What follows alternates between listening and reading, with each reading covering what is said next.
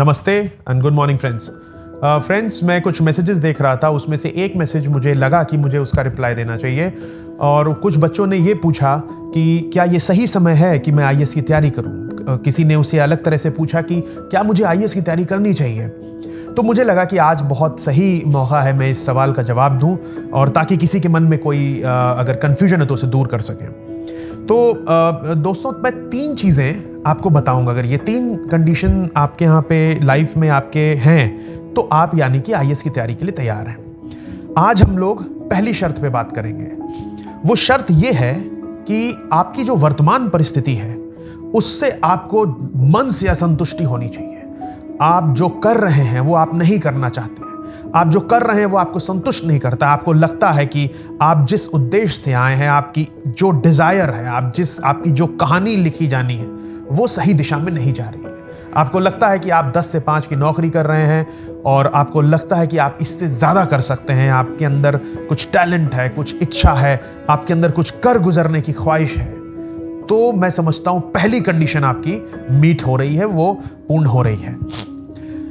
ये दोस्तों, ये जो असंतुष्टि है ये एक चिंगारी की तरह होनी चाहिए जो लगातार आपके अंदर फ्रस्ट्रेशन के रूप में फिलहाल चल रही है। आप रोज सुबह जाते हैं, शाम को आते हैं, दिन में फ्रस्ट्रेट होते हैं कि यार किस दिशा में लाइफ जा रही है। सुबह से शाम तक हम लोग घूमते हैं, घूम के उसी गोलाकार रास्ते पे चल के और शाम को वहीं पहुंच जाते हैं जहां से हमने दिन शुरू किया होता है। कुछ हासिल नहीं होता है, आपकी पर्सनैलिटी में कोई चेंज नहीं आता है, आपको कुछ ऐसी चीज नहीं लगती है कि हाँ आपके जीवन में कुछ इंक्रीमेंट हुआ, कुछ एडिशन हुआ, कुछ नया आपने किया। ऐसे ही दिन बीतते हैं, महीने बीतते हैं, साल बीतते हैं और आप वहीं पे होते हैं जहां आपने शुरुआत की थी। कोई अंतर नहीं आता है जीवन में। फ्रस्ट्रेशन वही रहती है, डेस्परेशन रहती है और अतृप्त इच्छाएं रहती हैं। वो सपना उसी बाल्यावस्था में रहता है जैसा कि वो 5 साल पहले था, जो आपने अपने जीवन में बड़ा करने का सपना देखा है। तो दोस्तों, अब ये जो चिंगारी है अंदर, ये जो फ्रस्ट्रेशन की है, ये रूप लेती है चिंताओं का, ये रूप लेती है गुस्से का। आपको गुस्सा आता होगा, आपको फ्रस्ट्रेशन आता होगा। धीरे धीरे आप अपने पर्सनालिटी में इसको आत्मसात कर लेते होंगे। कभी कभी कुछ लोग ऐसे भी होंगे जिनके बहुत अच्छे मित्र होते हैं, वो शाम को कुछ बैठ के समय बिताते हैं, और कुछ लोगों की कुछ आदतें खराब हो जाती हैं, ड्रिंक कर लेते हैं। वो कहते हैं कि गम भुलाने के लिए मैं पी रहा हूं। अपने अंदर की उस चिंगारी को इस तरह से ना बुझने दो। आप गम नहीं भुला रहे हैं, आप बल्कि उस चिंगारी को पानी डाल के आप बुझा रहे हैं, रोज बुझा रहे हैं। वो रोज उठती है और आप रोज उसको बुझाते हैं। जबकि हम लोगों को चाहिए कि उस चिंगारी को हम एक सही रूप दे सकें। वो ऊर्जा का स्वरूप है, वो आपके अंदर की ऊर्जा है, आपके आत्मा की ललकार है। वो आपको बार बार प्रेरणा दे रही है कि आप उस सपने को पूरा करने आगे बढ़ें, और आप उसको बुझा दे रहे हैं। तो मित्रों, मैं ये कहूंगा कि उस चिंगारी को अब बढ़ाना सीखो, उसको एक दिशा देना सीखो। आपको याद होगा दोस्तों कि महात्मा गांधी को दक्षिण अफ्रीका में ट्रेन से निकाल दिया गया था और उनको उस वक्त बहुत क्रोध आया, उनको अच्छा नहीं लगा, उनके अंदर भी एक चिंगारी भड़की। लेकिन उसको उस तरह से अगर उन्होंने भी शाम को कुछ ड्रिंक करके या कुछ दुख मना के या किसी तरह का गमगीन माहौल बना के उस चिंता को निकल जाने दिया होता, तो आज शायद हम लोग उस स्थिति में नहीं होते जहां हम हैं। वो व्यक्ति जिसे हम महात्मा कहते हैं, जो हमारे बापू हैं, वो उस गुस्से को, उस ऊर्जा के स्वरूप को दक्षिण अफ्रीका से लेकर हिंदुस्तान आए और उसी व्यक्ति ने ब्रिटिश साम्राज्य की जड़ें हिला दी। तो ऊर्जा को चैनलाइज करना हम लोगों को इनसे सीखना चाहिए। चाणक्य का नाम आपने सुना होगा, उसका अपमान किया। वो आदमी उस अपमान को अपने दिल में संभाल के रखे रहा और उसने अपने चंद्रगुप्त को खोजा और चंद्रगुप्त के माध्यम से नंद साम्राज्य को उखाड़ के फेंक दिया और महान मगध साम्राज्य का जन्म किया।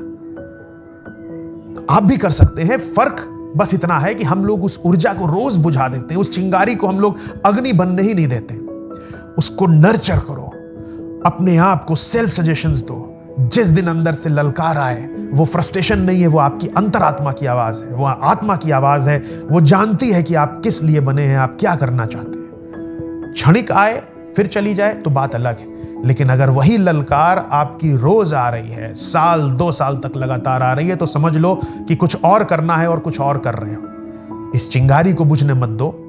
इस चिंगारी को एक ज्योति के स्वरूप में चैनलाइज करो। ऐसी ज्योति एक ऐसी अखंड ज्योति जो एक परमानेंट स्थायी स्रोत हो आपकी प्रेरणा का, रोज आपके अंदर वो अग्नि रहे और आपको दिशा दिखाए कि नहीं, रुकना नहीं है, शांत नहीं होना है, कॉम्प्रोमाइज नहीं करना, हमको आगे बढ़ते रहना है। ये मैं जो कर रहा हूं ये ठीक है, मैं कर रहा हूं क्योंकि अभी कुछ मजबूरी है, लेकिन मेरा लक्ष्य कुछ और है। मैं अगर 5 घंटे कोई काम कर रहा हूं तो मैं रात में 5 घंटे अतिरिक्त देके कुछ और काम करूंगा, चाहे वो आईएएस की तैयारी हो या कोई और बड़ा सपना हो जिसकी नींव हम लोग रखेंगे। तो मैं आपसे यही कहूंगा कि आप अपनी कहानी खुद लिखिए, किसी और को अपनी कहानी मत लिखने दीजिए, यहां तक कि परिस्थिति को भी अपनी कहानी मत लिखने दीजिए। ये जो हो रहा है अगर यही होता रहा तो वही होगा जो अब तक होता रहा है।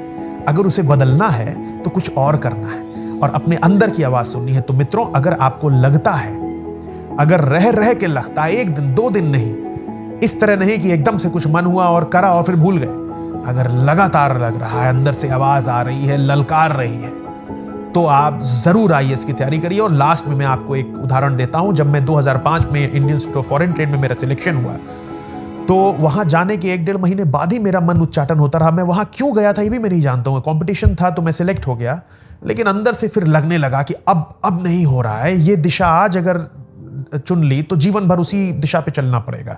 तो अंदर से ललकार आती थी, कई दिन से आ रही थी, लगातार आती रही और एक दिन तय कर लिया कि नहीं, अब नहीं, असंतुष्टि है, इस स्थिति से असंतुष्टि है और जीवन भर असंतुष्ट होकर नहीं रहूंगा। जीवन का अंत मैं अपने हिसाब से करूंगा, जीवन का प्रारंभ तो कोई नहीं जानता। 10-15 साल तो ऐसे बीत जाते हैं जिस परिस्थिति में आप होते हैं, लेकिन अब जाग के आज शुरू करना है अपने जीवन की कहानी की कलम मेरे हाथ में होगी, मैं लिखूंगा।